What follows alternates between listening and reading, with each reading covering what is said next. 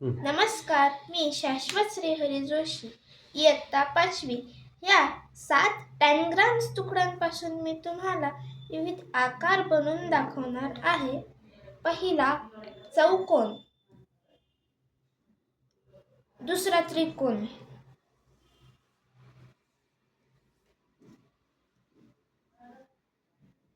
तिसरा आयत,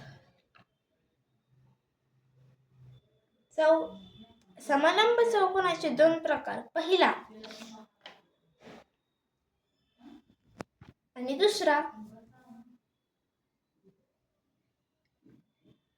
आता याच तुकड्यांपासून आपल्याला पंचकोन आणि षटकोन हे 2 आकार तयार करायचे आहेत.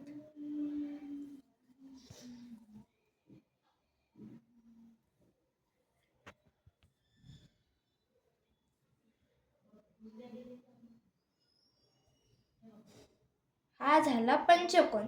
आता आपल्याला षटकोन तयार करायचा आहे.